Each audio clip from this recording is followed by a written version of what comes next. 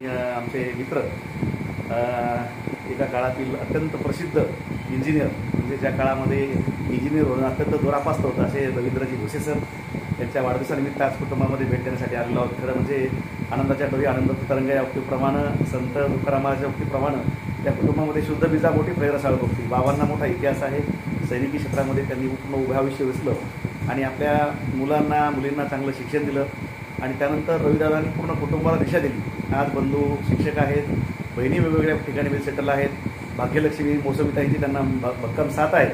आज मुलगा मुलगी अत्यंत म्हणजे मुलगीसुद्धा आता PG करण्यासाठी तयारी करते. एक चांगला आनंदमय परिवार आहे आणि या परिवारामध्ये मन करारे प्रसन्न सर्व सिद्धीचे कारण या उक्तीप्रमाणे आमचे रवींद्रदादांना निसर्गाने चांगली साथ दिलेली आहे. त्यामुळे ज्यांचं मन निर्मळ असतं त्यांचे चेहरे प्रसन्न असतात.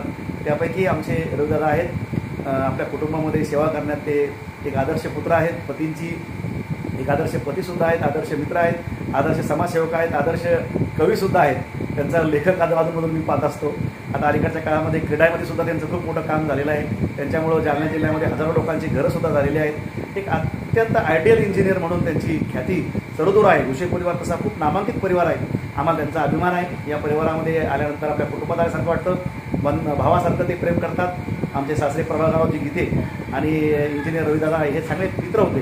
त्यांच्या माध्यमातून या कुटुंबाची भेट झाली आणि आजचा हा वाढदिवसानिमित्त त्यांना शुभेच्छा देताना खूप मन भरून येतं आहे. खूप खूप शुभेच्छा. Happy birthday to you. उत्तम आरोग्य आणि दीर्घायुष्य लाभो. आणि भैया happy birthday to you. Thank you.